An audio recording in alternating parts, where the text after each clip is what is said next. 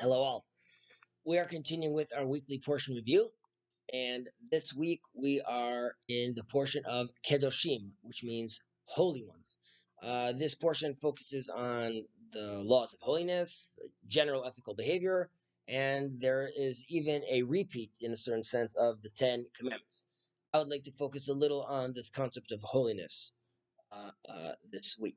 So, holiness can be seen as everything that is, in general sense, everything that's distinct from ordinary human life, right? So anything that's removed or revered can be called holy.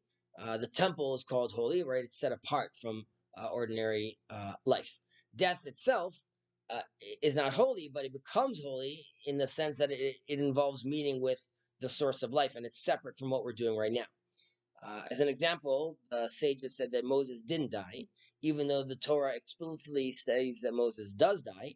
And this is, in a certain sense, that death transcends its usual meaning to become an elevation of life and like an ascent to a higher form of life.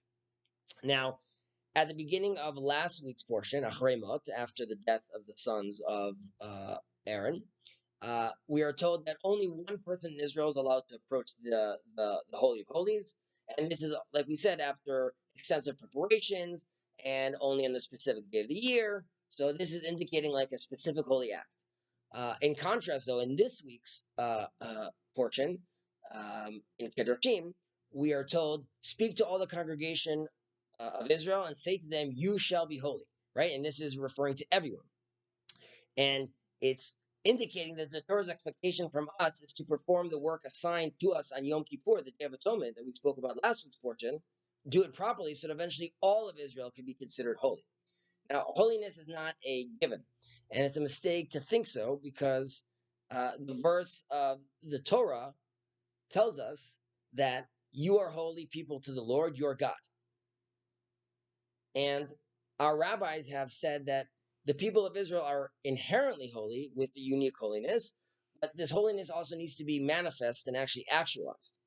Now, this distinction that needs to be made is true for the group and what's true for the individual. We have to see the differences over here. So when famously Korach, he made a big mistake by saying all the congregants are holy, implying that a collective holiness. What was correct to say is the entire congregation is holy because of the collective soul of the people of Israel. But the individuals themselves need to actualize this and bring the holiness into effect, expressing it particularly in their own private lives. So this is exactly what the demand is stressing in the verse: "You shall be holy," actively and not inherently. And additionally, I would add that the verse provides motivation.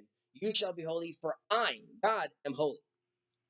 It's as if God is telling us, right now, I'm the only one who is holy. You too should be holy, so we could finally have a proper dialogue. And holiness is God's request for a direct meeting with his creation. And this requires, of course, proper preparation from us.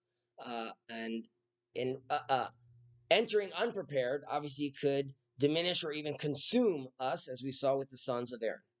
And ultimately, the call for all humans is not to settle for the uh, the basic morality that makes one a better person, but also to aspire to become more than that, to try to connect with God, to connect with the Creator, to elevate yourself, to create yourself and make yourself into a holy vessel, which then could uh, uh, transcend and have a much more rich and holy conversation with God.